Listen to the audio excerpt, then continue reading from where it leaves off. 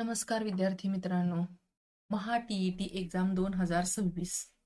मित्रांनो, अंधारातून प्रकाशाकडे, संघर्षातून यशाकडे एकच परीक्षा जी ठरवते तुमचं भविष्य, टी ही फक्त प्रश्नपत्रिका नाही, तर तुमच्या आयुष्याची खरी कसोटी आहे. आज आपण उलगडणार आहोत त्या गुपित रणनीतीचं रहस्य, जे तुम्हाला शिक्षक बनवण्याच्या सिंहासनावर बसवतील. चला तर मग आपण सुरू करूया. प्रश्नपत्रिका टी प्रश्नपत्रिका सत्र. तत्पूर्वी तुम्ही आमच्या व्हिडिओला लाईक करा, चॅनलला सबस्क्राईब करा आणि हो, हा व्हिडिओ तुमचे मित्र, मैत्रिणी आणि नातेवाईक यांच्यामध्ये जास्तीत जास्त शेअर करा, जेणेकरून यामध्ये जे प्रश्न दिलेले आहेत आणि जे आपण पेपर्स घेणार आहोत त्याचा उपयोग तुमच्या मित्र मैत्रिणींना नक्की होईल. चला तर मग आपण पेपरला सुरुवात करूयात. विद्यार्थी मित्रांनो, महाराष्ट्र राज्य परीक्षा परिषद पुणे, महाराष्ट्र शिक्षक पात्रता परीक्षा 2026. मित्रांनो, ही परीक्षा साधारणपणे जूनच्या दुसऱ्या आठवड्यामध्ये होण्याची शक्यता आहे. त्यामुळे आज आपण बालविकास आणि अध्यापनशास्त्र भाग 1 यावरचा पेपर अभ्यासणार आहोत. म्हणजे जे काही महत्त्वाचे प्रश्न आहेत ते आपण इथं स्पष्टीकरणासह अभ्यासणार आहोत.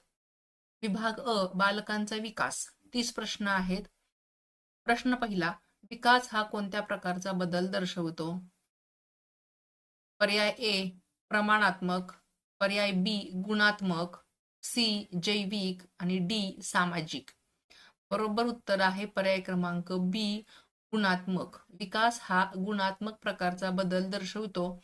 त्याचं विश्लेषण असं आहे की विकासामध्ये संज्ञानात्मक, भावनिक, सामाजिक बदलांचा समावेश होतो आणि त्यामुळे तो गुणात्मक प्रकारचा बदल दर्शवतो. प्रश्न दुसरा आहे, पियाजेटच्या सिद्धांतानुसार प्री ओरिएंटल स्टेज कोणत्या वयोगटात येते? ए 0 ते 2 वर्ष, बी 2 ते 7 वर्ष, सी 7 ते 11 वर्ष आणि डी 11 वर्षानंतर. बरोबर उत्तर आहे पर्याय क्रमांक बी 2 ते 7 वर्ष. या टप्प्यामध्ये मुलं प्रतीकांचा वापर करतात व पण तर्कशुद्ध विचार मर्यादात असतो. म्हणजे जे काही प्रतीक त्यांना भावतात त्याचा ते वापर करत असतात, परंतु तार्किक बुद्धीने विचार करणं त्यांना शक्य होत नाही. म्हणून पियाजेटच्या सिद्धांतानुसार प्री ओरिएंटल स्टेज ही 2 ते 7 वर्षे वयोगटामध्ये येते. कोहलबर्गच्या नैतिक विकासाच्या कन्व्हेन्शनल लेवलमध्ये मुलं निर्णय कशावर घेतात? ए शिक्षा टाळण्यासाठी, बी सामाजिक नियम व मान्यता, सी नैतिक तत्वे आणि डी वैयक्तिक आवड. बरोबर उत्तर आहे पर्याय क्रमांक बी सामाजिक नियम व मान्यता.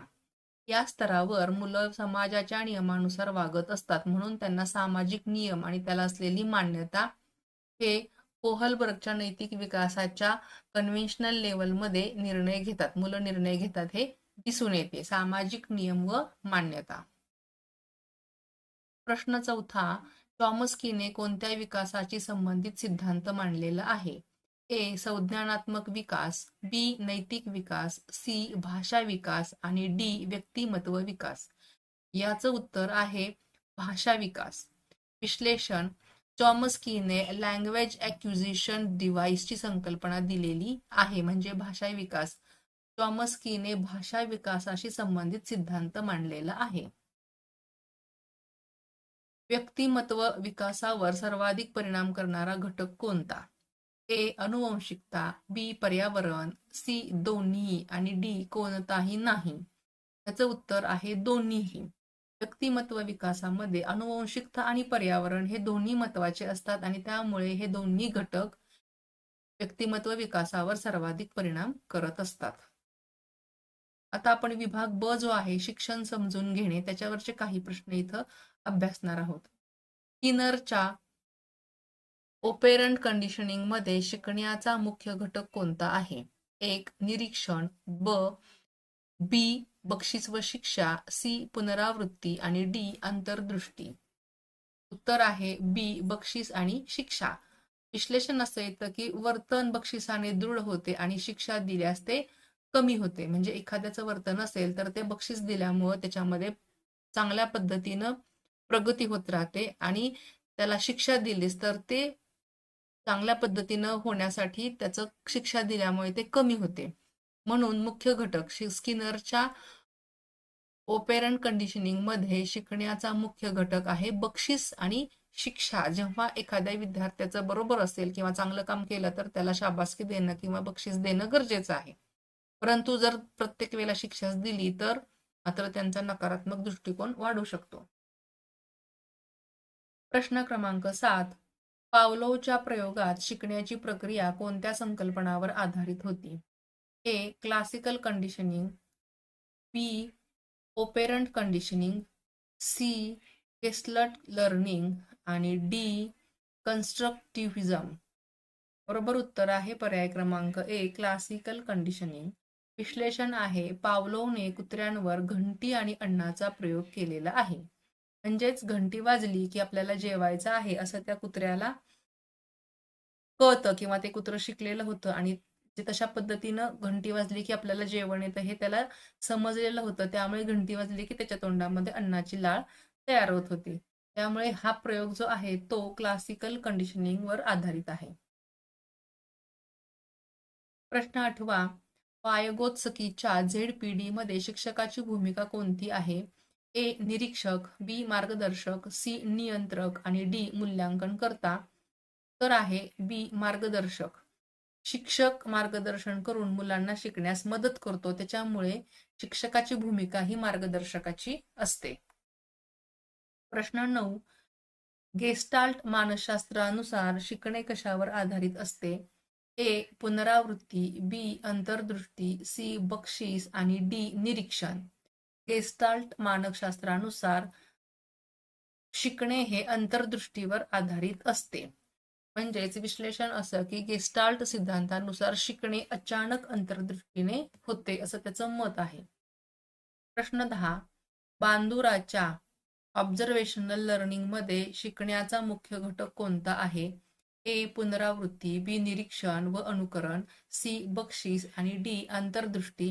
बरोबर उत्तर आहे पर्याय क्रमांक बी. निरीक्षण व अनुकरण. विश्लेषण मुलं इतरांच्या वर्तनाचे निरीक्षण करून शिकत असतात. आता विभाग क शैक्षणिक चिंता यावर काही प्रश्न आपण इथं अभ्यासणार आहोत. विद्यार्थी मित्रांनो, हा व्हिडिओ तुम्ही शेवटपर्यंत बघा. ही आपल्या टीईटी एक्झामच्या दृष्टीनं फक्त सोप्या प्रश्नांपासून आपण सुरुवात करत आहोत आणि ही फक्त आपली सुरुवात आहे. त्यानंतर गेल्या काही वर्षामध्ये जे काही प्रश्नपत्रिका आलेल्या आहेत ते उत्तरासहित आपण इथं अभ्यासणारच आहोत आणि तुमच्या भाग 1 म्हणजे तुमचे भाषा विषय आणि इतर सर्व विषयांचा भाग 1, भाग 2, भाग 3, भाग 4 सर्वच पेपर्स आपण इथं अभ्यासणार आहोत. प्रश्न क्रमांक 11. समावेशक शिक्षणाचा उद्देश काय आहे? ए. विशेष गरजा असलेल्या मुलांना वेगळे शिकवणे, बी. सर्व मुलांना समान संधी देणे, सी. हुशार मुलांना प्रोत्साहन देणे आणि डी. शिस्त राखणे. बरोबर उत्तर आहे पर्याय क्रमांक बी. सर्व मुलांना समान संधी देणे म्हणजे सर्व समावेशक शिक्षणाचा उद्देश सर्व मुलांना समान संधी देणे. 12. अध्यापनाचे पूर्वसक्रिय टप्पे कोणाशी संबंधित आहेत? ए. वर्गातील संवाद, बी. अध्यापनानंतरचे चिंतन, सी. अध्यापनाचे नियोजन आणि डी. विद्यार्थ्यांचे मूल्यांकन. उत्तर आहे सी. अध्यापनाचे नियोजन. म्हणजे अध्यापनाचे पूर्वसक्रिय टप्पे हे अध्यापनाच्या नियोजनावर संबंधित आहेत. प्रश्न क्रमांक 13. NCF 2005 नुसार शिक्षणाचे मुख्य तत्व कोणते आहे? ए. शिक्षक केंद्री, बी. विद्यार्थी केंद्री, सी. विषय केंद्रित आणि डी. परीक्षा केंद्रित. तर बरोबर उत्तर आहे पर्याय क्रमांक बी. विद्यार्थी केंद्रित. NCF 2005 नुसार शिक्षणाचे मुख्य तत्व हे विद्यार्थी केंद्रित आहे. प्रश्न आहे 14. CCE म्हणजे कंटिन्युअस अँड कॉम्प्रिहेन्सिव्ह इव्हॅल्युशन मध्ये कोणत्या प्रकारचे मूल्यांकन केले जाते? फक्त संज्ञानात्मक, बी. संज्ञानात्मक, भावनिक व सामाजिक, सी. फक्त कामगिरी आणि डी. फक्त परीक्षा. तर उत्तर आहे संज्ञानात्मक, भावनिक व सामाजिक. पर्याय क्रमांक बी हे उत्तर बरोबर आहे. संज्ञानात्मक, भावनिक आणि सामाजिक. प्रश्न क्रमांक 15. RTE ऍक्ट 2009 नुसार कोणत्या वयोगटातील मुलांना मोफत शिक्षण, मोफत व सक्तीचे शिक्षण दिले जाते? 3 ते 6 वर्ष, बी. 6 ते 14 वर्ष, सी. 14 ते 18 वर्ष आणि डी. 18 नंतर RTE ऍक्ट 2009 नुसार 6 ते 14 वर्ष वयोगटातील विद्यार्थ्यांना किंवा मुलांना मोफत व सक्तीचे शिक्षण दिले जाते. पर्याय क्रमांक बी. समावेशक शिक्षणात शिक्षकाची भूमिका कोणती असते? ए. मार्गदर्शक, बी. सूत्रधार, सी. नेता आणि डी. सर्व. तर याच्यामध्ये सर्व म्हणजे पर्याय क्रमांक डी हे उत्तर बरोबर आहे. शिक्षक हा मार्गदर्शक असतो, तो एखाद्या विषयाचा तो सूत्रधार असतो आणि वर्गामध्ये तोच मुख्य असतो किंवा तो शिकवतो, ज्ञान देतो, म्हणून तो नेत्याची भूमिका सुद्धा बजावत असतो. त्याच्यामुळे शिक्षणामध्ये समावेशक शिक्षणात शिक्षकाची भूमिका ही मार्गदर्शक, सूत्रधार, नेता या सर्वांचीच असते. प्रश्न क्रमांक 17. चौकशी आधारित शिक्षकांना विद्यार्थ्यांना काय करावे लागते? प्रश्न विचारणे, शोध घेणे, निष्कर्ष काढणे आणि वरीलपैकी सर्व.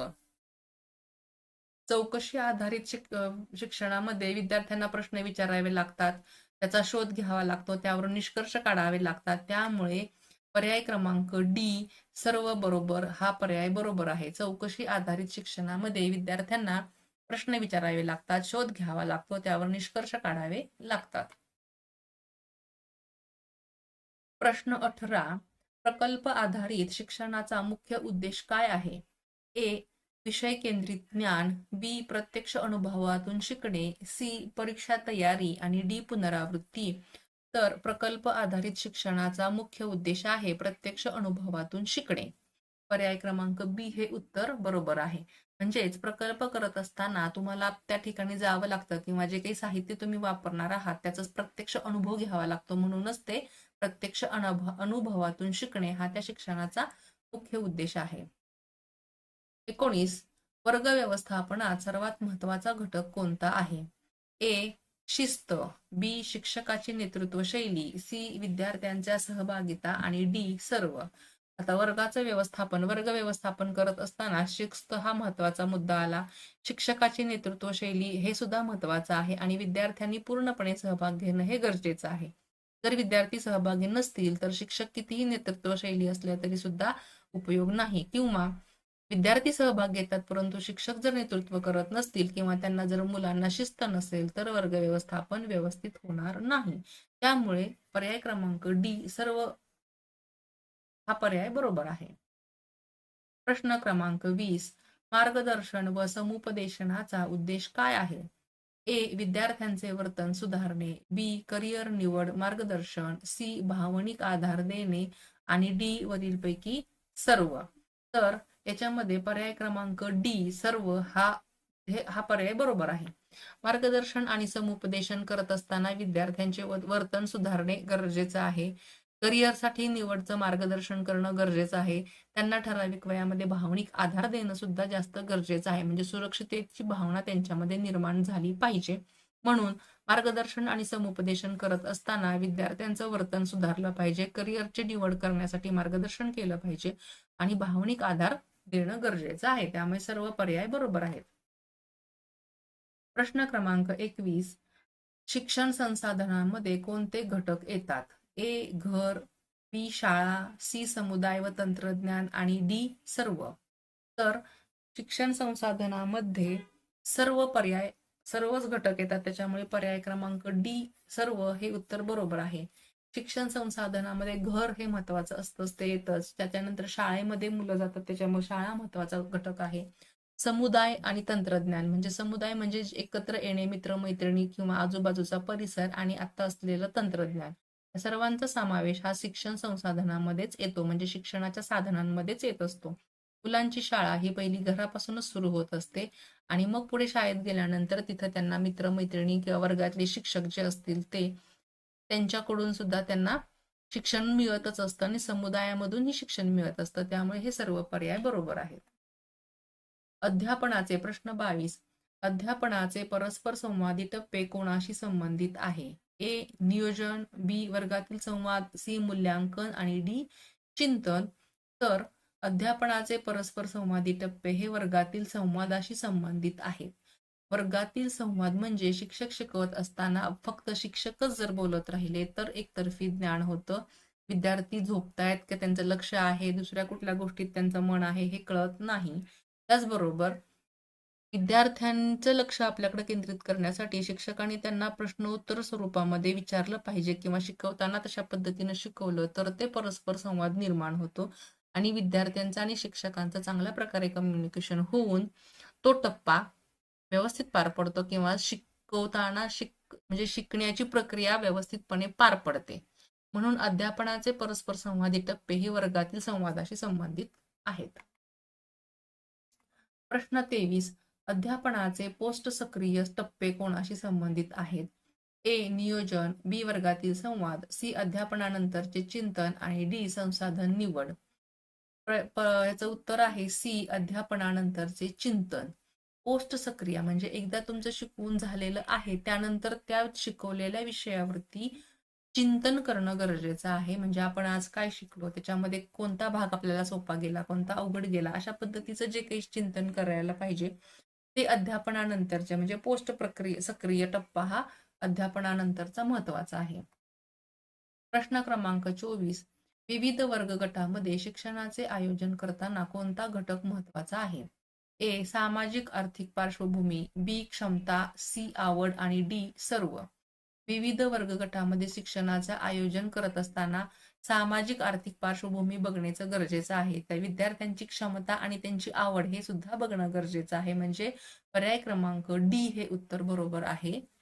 सर्व गटांमध्ये शिक्षणाचं आयोजन करत असताना या सर्व गोष्टी बघितल्या पाहिजेत. प्रश्न क्रमांक 25. शिक्षणाचे मूल्यांकन आणि शाळेचे मूल्यांकन यात मुख्य फरक काय आहे? ए. शिक्षणाचे मूल्यांकन विद्यार्थ्यांवर केंद्रित असते. बी. शाळेचे मूल्यांकन संस्थेवर केंद्रित असते. सी. दोन्ही आणि डी. कोणताही नाही. पर्याय आहे उत्तर आहे दोन्ही म्हणजे पर्याय क्रमांक सी हे बरोबर आहे. शिक्षणाचे मूल्यांकन आणि शाळेचे मूल्यांकन यात फरक काय तर शिक्षणाचे मूल्यांकन विद्यार्थ्यांवर केंद्रित आहे आणि शाळेचे मूल्यांकन केंद्रीय संस्थेवर केंद्रित असते. त्याच्यामुळे दोन्ही पर्याय हे बरोबर आहेत. प्रश्न क्रमांक 26. शिक्षण कायदा 2009 नुसार शिक्षणाचे स्वरूप कसे असावे? ए. मोफत व सक्तीचे, बी. फक्त हुशार मुलांसाठी, सी. परीक्षा केंद्रित आणि डी. शिक्षक केंद्रित.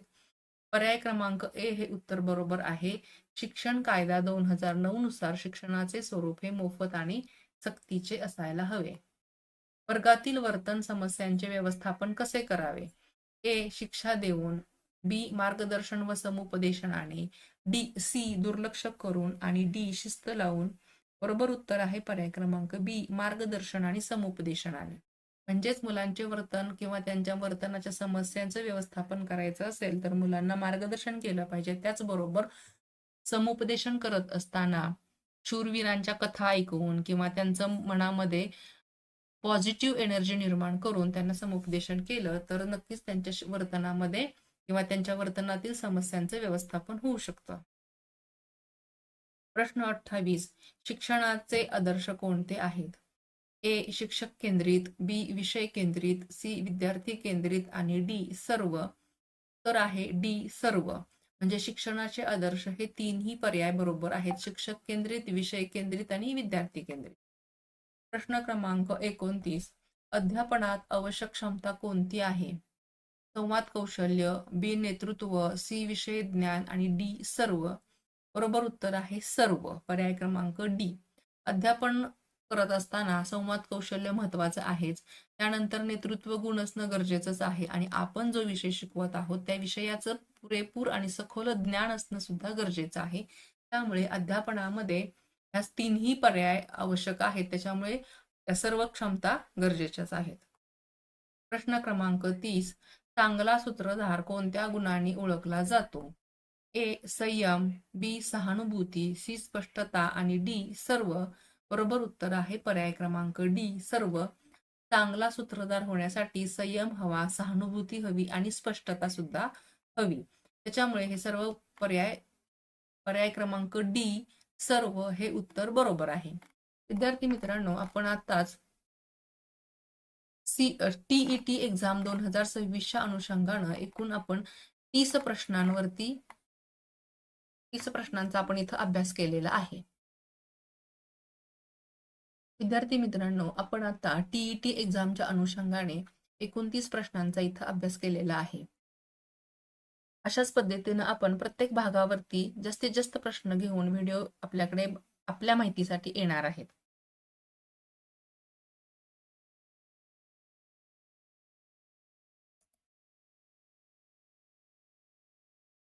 विद्यार्थी मित्रांनो, आपण आता टी-ई-टी एक्झामच्या अनुषंगाने 29 प्रश्नांचा इथं अभ्यास केलेला आहे.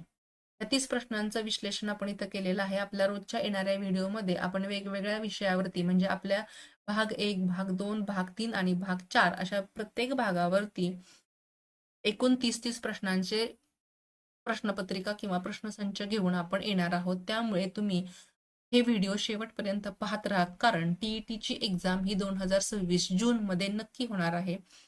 त्याची तयारी आता फक्त तुम्हाला 2-3 महिनेच राहिलेली आहे आणि ती तयारी करण्यासाठी तुम्हाला ह्या व्हिडिओचा नक्कीच उपयोग होईल. सर्व विषयांवरचे आपण व्हिडिओ इथं घेणार आहोत. तुम्ही हा व्हिडिओ शेवटपर्यंत पाहिलात त्याबद्दल धन्यवाद. Thank you for watching and subscribe.